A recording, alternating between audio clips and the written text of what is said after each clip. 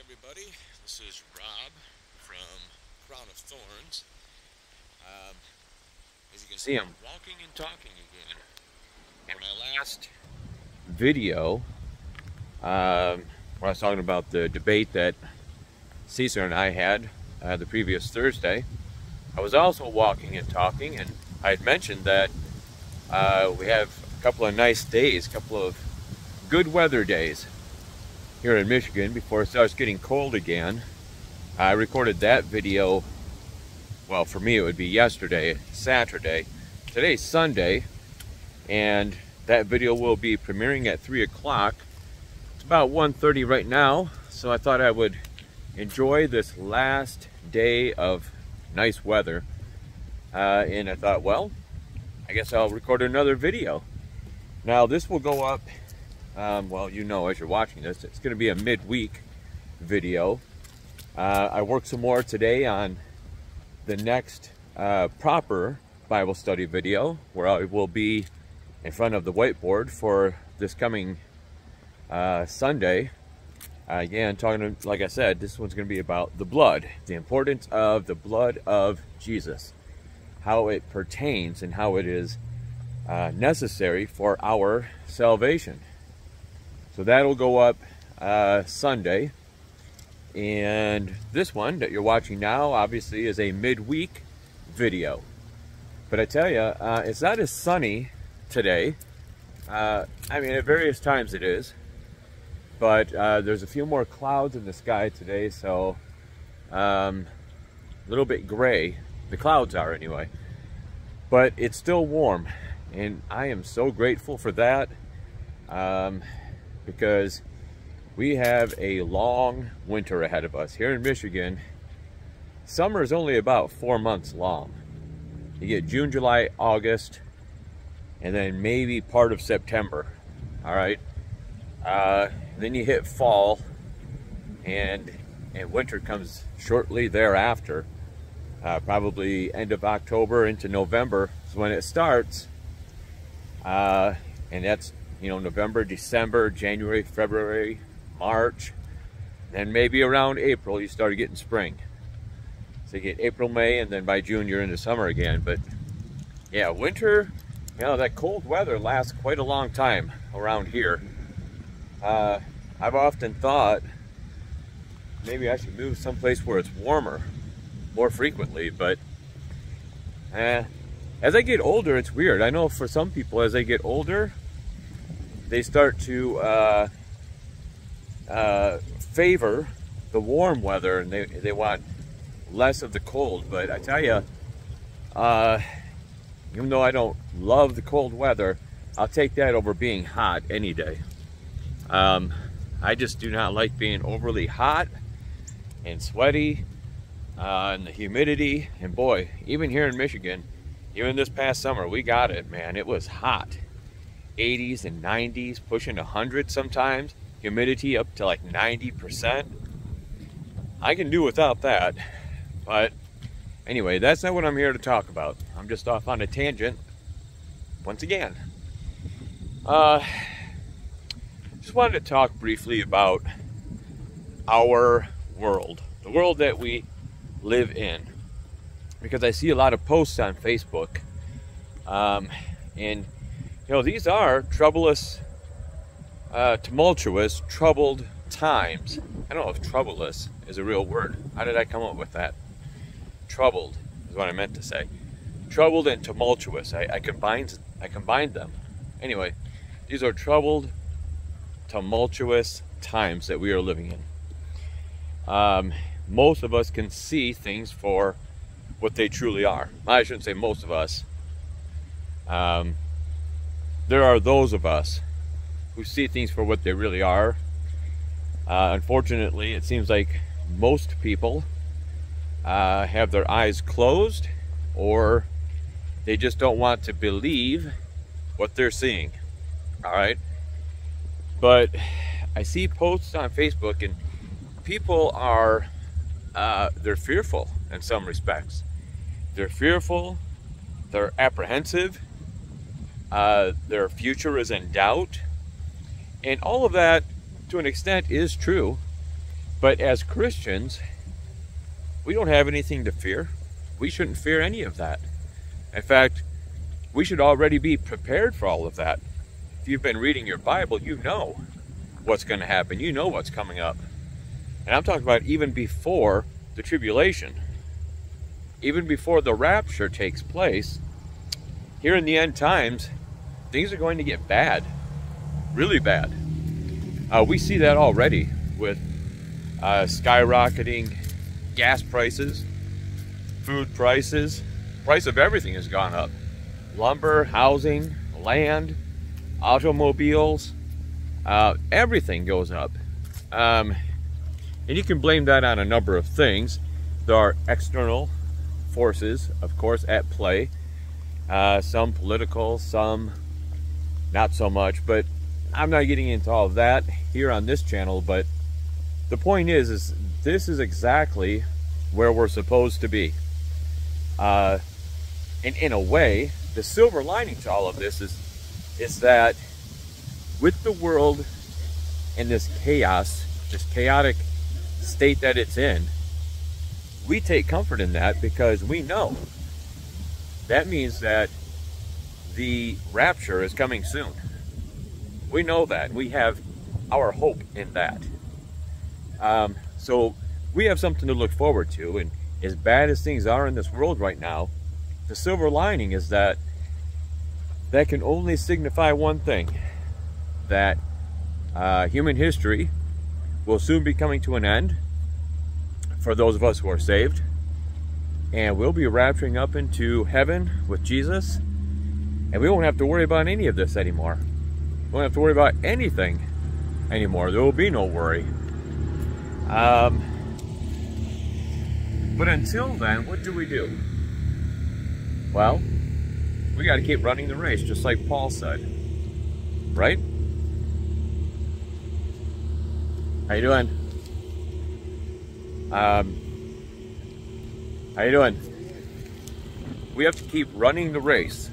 That's what Paul said. You don't sit back and rest on your laurels. You don't sit and just wait for Jesus to come. We've got work to do.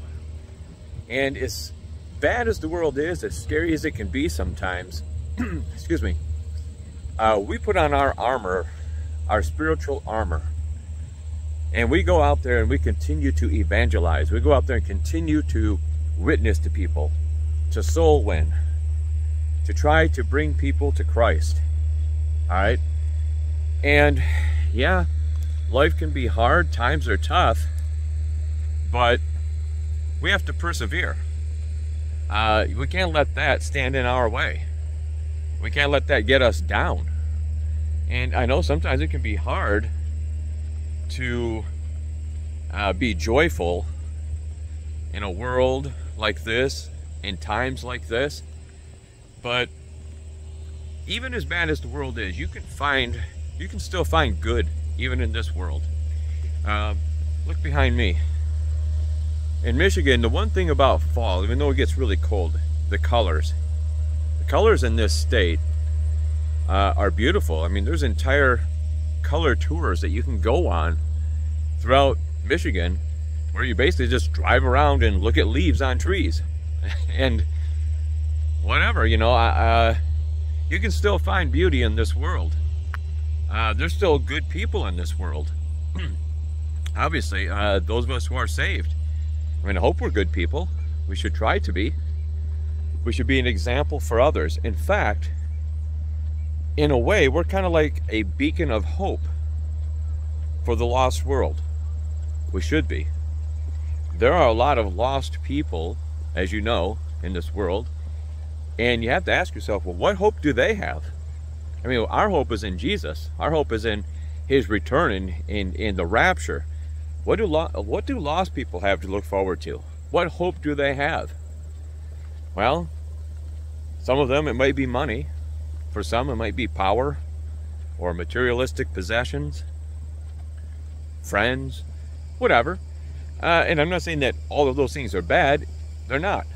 There's nothing wrong with money or having material possessions or anything like that. But if that's where your hope is lost. Your hope is misplaced. For some people, they place their hope in politicians, elected officials. They think that, you know, this guy or that guy is going to come in and turn the United States around and make the world a better place. And hey, I'm not opposed to that. That would be great. I would love it if America truly could be great again. If America could truly return to its founding principles. If America would return to its biblical foundation, that would be awesome. It'd be fantastic. And maybe that could happen. As I've said before, we're steadily on this downward spiral. Okay? But there can be little peaks of prosperity, peaks of resurgence and revival. But just know this, even if it does get better for a while, it's going to continue to get worse. Jesus said it will wax cold. It will wax worse and worse. Things are going to get bad, and then they're going to get worse. So we have to keep running the race. I see too many people, Christians in particular, who are, and there's nothing wrong with looking forward to the rapture at all. In fact, there's nothing wrong with trying to pinpoint the day when Jesus is going to come back. In fact, in some future videos, I want to start looking at some new scenarios. Hey, I said it before. If it didn't happen in September, October of this year, that's fine. Some of us, a lot of us, really felt as though it was going to happen then. But here's the thing. If that's not it, then we keep looking. When you were learning to ride a bicycle, when you first got on and you went 2 or 3 feet and then you fell off, did you say, oh, I'm done, I guess I can't do it? Well, maybe some people do that, but most of us didn't. You got back on and you tried again until you were able to master the bicycle. All right? Well, that's what we're supposed to do here too. Revelation 3:3. We need to be looking for that day. And there's nothing wrong with trying to set or find the day that Jesus is coming. Revelation 3:3 narrows it right down to the hour. Well, we got some work to do then. And here's the other thing I've always said and maintained. We're dealing with 2 different calendars. And you have to remember that 2022 started for us on the Gregorian calendar on January 1st. It didn't become 2022 for the Jews until just recently, Rosh Hashanah. All right? So 2022 will, on the Jewish calendar, extend into 2023 on our calendar. So there's still hope there. You got to remember, we're dealing with 2 different calendars. It makes it a little bit hard, makes it a little confusing, but if you really use some discernment and obviously rightly divide your Bible, you can find different scenarios, and if one doesn't work, then you try another. And I'm going to do some videos here before too long. Hey, it didn't happen then, what about here? And there are people that will mock and scoff and all the rest of it, but you know, the question is, all right, I was wrong, but at least I tried. What are you doing? Nothing, right? So if you're one of those people who isn't even trying, or you're still caught up in Jesus's earthly ministry, and you keep going to, no one will know the day or the hour. If you're one of those people, you're doing absolutely nothing. At least those of us who are trying to find that day, Revelation 3:3, even that hour, at least we're doing something. At least we're being active. At least we're still running the race. So I said all that to say this. Even though we should be looking forward to that rapture and looking forward to when Jesus is coming, there's still work to do. We still have a race to run. Too many people that are looking forward to that day, and like I said, there's nothing wrong with that, they've just given up. They've just it's almost as though they think, you know, I'm just gonna call it quits. I'm gonna lay down my arms, I'm gonna lay down my flag, I'm just gonna sit here and I'll wait for Jesus to come back. Well, you can do that. I'm not saying that it's I don't know that it's necessarily sinful. I'm not saying that. You certainly will not lose your salvation, we know that. But is that really what you should be doing? Is that really the position that you want to take? Is that really what you want to do from this point until the time Jesus comes back, to just sit and wait and do nothing more for the cause of Christ? That's not me. I will continue to make these videos right up until the time I get raptured out of here. In fact, I think it'd be awesome if I got raptured while doing one of these videos. That would be great. That would be fantastic. Boy, that would be something to see, huh? For those who are not saved, if they happen to be watching my video. Of course, they'd probably just say some trick photography, some CGI or something. Or the aliens, that's what it's going to be, guys. When the rapture takes place, they're already preparing people for the alien abductions. That's what it's going to be. We're all going to get abducted by aliens. It's not really Jesus, according to these people. Crazy, crazy. That just goes to show you, though, even the lost world knows something's about to happen. Even the lost world, in the back of their minds, as much as they might want to deny and mock and ridicule those of us who believe in God, in the back of their minds, they know maybe there could be some truth to that. And if so, how are we going to cover up? How are we going to explain that away? See, they've got a contingency plan. You know, they've got the Vulcans and the Romulans on standby, so that when we're out of here, they got an explanation as to where we went. But anyway, until that time comes, until we rapture out of here, we've got to be active. We have to be pursuing lost people. We need to get people saved. We need to lead people to Christ. Whether it's making videos, or soul winning, or witnessing, handing out gospel tracts, whatever it is, even just being you. Like I said, we're a billboard for Christ. We're a witness to people who will never ever watch a video, open a Bible, go to church, whatever. That's us. And we need to be diligent in how we present ourselves, because there are a lot of people, this is the closest they'll ever come to witnessing or experiencing what true Christianity is, what Jesus is all about. Look, and I know I've said it before, everybody has different comfort zones, but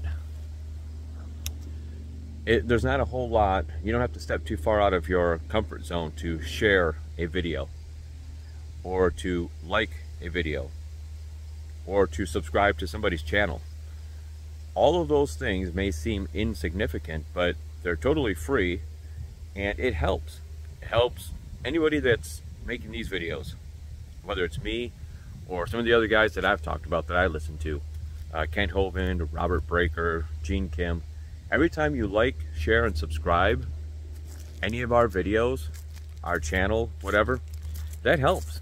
It helps because of the matrix that YouTube uses. It helps to push those videos out farther, which means more people hear it, which increases the chances of somebody getting saved, right? And that's what we're supposed to be doing. All right. How you doing? Excuse me.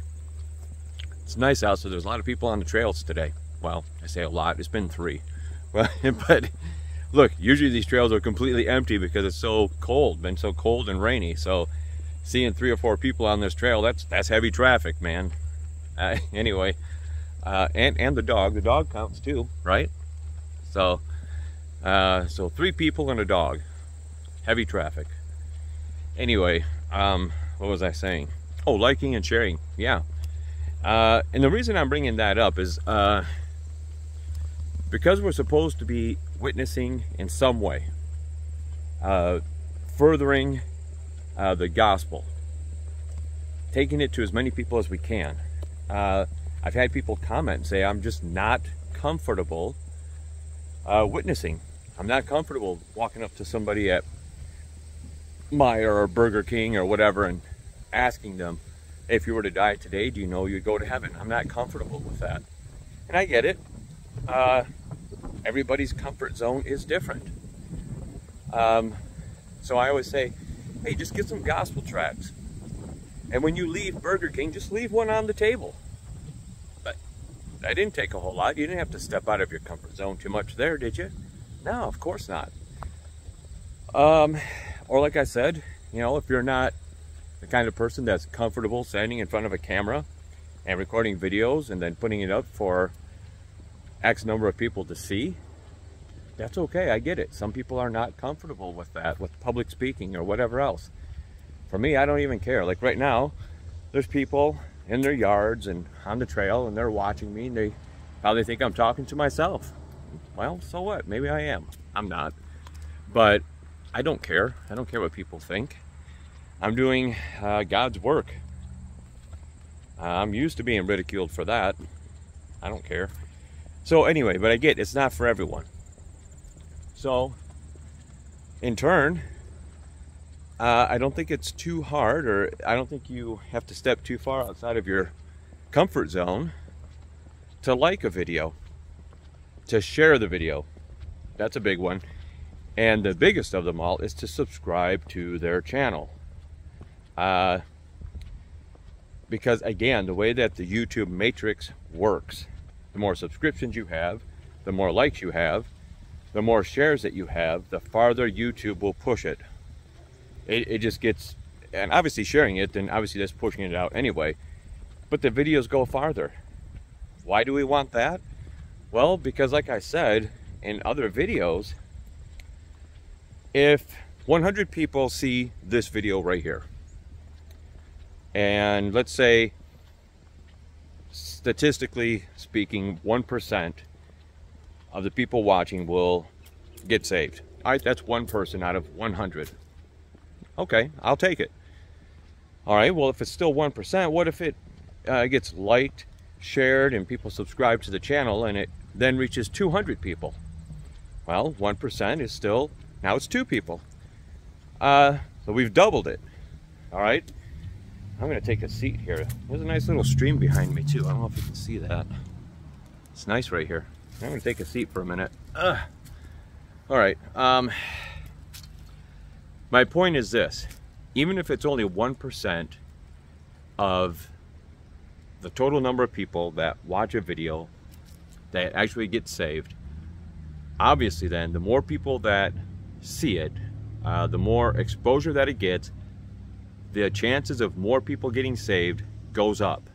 And that should be the goal of every person, is to get people saved.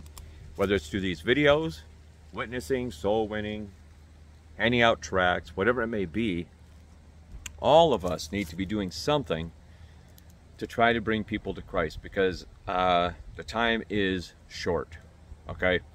And I've always said, if it's not this September, October, okay. If it's next spring, okay. If it's 10 years from now, the point is, the time is short. And that window keeps getting smaller and smaller with each passing moment. How many of you that are watching this video know of at least one person who is not saved? All right. How many of you, knowing that at least one person is not saved, how many of you have tried to witness to that one person in any way? Conversation, pulling out a Bible, gospel tract, sharing one of these videos, whatever. And how many of you know someone who is not saved, but you've been afraid to broach that topic with them? We tend to fear the response that we'll get from people more than we fear God, more than we fear what we will have to answer for someday. Because as I said in many of my videos, once you're saved, you're always saved. You're going to heaven. Even if you don't lift one finger to help anyone, you're going to heaven. You're saved. The sun is out again, so I'm going to take advantage of this shade for a minute. What was I saying? Oh, in other videos I have said, once you're saved, you're always saved. But at the very end of the millennial kingdom, when those who have never been saved are taken out of hell and they now have to stand before that great white throne judgment, we, as saved believers with our glorified bodies, will be standing there as these people are judged by their works. And you're going to see people that you know. You're going to see people that you could have, should have witnessed to, but did not.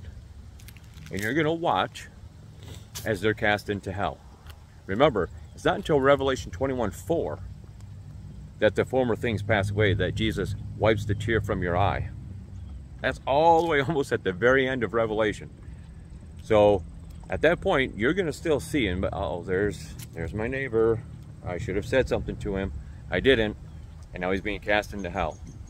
Ah, that's going to hurt. That's going to hurt. That's going to be painful for all of us. I'm just as guilty. There's people I should have witnessed to, and I didn't. Especially in my early days, shortly after getting saved, there were a lot of people I just wasn't comfortable with it. And now I look back and I think, how many people did I personally know? And I didn't want to broach that topic because, well, they might get mad, or they might yell, or they might not be my friend anymore. I'm glad I got past all of that. Now I talk to anybody and everybody I can. And if they get upset, that's on them. I at least tried. That's all God asks of us. Okay, we can't make anybody get saved. But we're supposed to be planting that seed. And just because, look, here's the thing. You might talk to someone, they might get mad, yell, scream, swear at you, whatever else. Never talk to you again. Walk away, and maybe 5-10 years later, that seed that you planted, all of a sudden, it starts to sprout. And they think back to that conversation. Maybe they get saved later. You don't know. There could be a delayed reaction there. The point is, we all need to be doing something. You need to be reaching people some way, somehow. For those, like I said, there are a lot of people who are fearful of the times that we live in. And that's understandable and justified. It's absolutely justified. America was once the preeminent power in this world. America was, land of the free, home of the brave, and we had the strongest economy and the best education system and the best judicial system, and we were this and we were that. And we are a mere caricature of ourselves anymore. This country has fallen so far. We have allowed well, I don't want to get too far into it on this channel. Watch my other videos I've done about the shadow government. That's about as close as I get to political stuff on this channel. But there are people in the background who have slowly been trying to infiltrate, have been slowly making progress, and they're at their apex right now. It has culminated right now. Those same people who are agents of the devil have successfully taken over America. They are now in control. They now pull all the strings. All right. So again, going back to don't put your faith in a politician. 99.9% of them are having their strings pulled. All right. It's the way it is, the way it goes. People don't like to hear that, but it's the truth. All right. Hey, maybe there'll be that 0.1%, that one guy who gets in somehow, some way, who isn't having his strings pulled, and he will turn this thing around. It's possible. I'm not ruling that out at all, and I hope that does happen. But we need to be prepared in case that does not happen. We need to be prepared for the worst. Because as bad as it is right now, right here, today, it'll be worse tomorrow, and the day after, and the week after, and the month after, and the year after. It's just going to continue this downward spiral, all right? So that means we need to work extra hard. Don't just sit back and wait for Jesus to return. Yeah, look forward to it. Yeah, try to pinpoint the time. Yeah, try to bring others to Christ. You got to keep working. Running the race is what Paul said. And that's what all of us need to be doing. And all of us have different talents and different abilities, different comfort zones. But you can be doing something for Christ. You should be, especially if you're saved. I don't know how you all got saved or what brought you to that point. I know what brought me to that point. But I have to say, there are plenty of people along the way, before I got saved, who were planting seeds. And eventually, they sprouted. I wish it would have happened much sooner, but that's my own fault. But I'm not sure how you all got saved, but somebody, most likely somebody, planted a seed with you. At church, at school, at your job, some random stranger at a gas station, whatever it might be. Maybe you ridiculed and mocked them and yelled at them at first when they first did that. But maybe eventually you came around and now you're here. You're saved. What if that wouldn't have happened? What if those people hadn't tried? What if they hadn't planted those seeds? Well, you might still be unsaved. And if you would have died before you got saved, well, you'd be spending an eternity in hell. Same for me. I am so thankful for all the people who planted those seeds, watered those seeds, and eventually, like I said, it sprouted, it blossomed. So the least we can do is, I think they call it pay it forward, right? That's the least that we can do, is try to pay it forward, to return the favor. Somebody took time to spend with us, each one of us, to tell us about Jesus, who he is and what he did. We need to do the same now. We need to pay that forward to some other lost person. And like I said, everybody watching this video right now knows at least one lost person. Have you talked to them? Have you given them a Bible tract? Here's the thing. Where did I hear this? I heard this somewhere and I thought, well, that's genius. That's great. But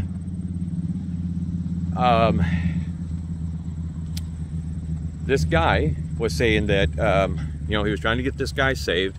The guy didn't want anything to do with it, but they're in the same classroom together and they used to have to write these papers. The teacher said, well, you can write about anything you want to. Go ahead and write it. So this guy wrote his paper on salvation and then turned to his friend who was unsaved and said, hey man, can you proofread this for me? And the guy's like, sure, I can do that for you. He planted a seed. The guy didn't even know it. Here he is proofreading the paper for the other guy, and hey, that seed has been... Oh, okay, I thought I said my phone was turning off. That seed was planted, and eventually that guy got saved. Look, you can do things like that even. Be subtle, that's all right. But just get it out there, get the seed planted. There are many, many different ways to approach someone. Like I said, in a video, gospel tract, soul winning, witnessing, whatever it may be. Do something though. Time is running out, people. The world is, on the whole, it's a very bad place, very bad world that we live in. It's unfortunate, but it's a very bad place that we live in. All right. Well, guys, I'm just about to the end of this trail, or actually I'm just about back to my car. So I'm going to end this here video. Oh, some more people coming. Told you it's busy here today. How you doing?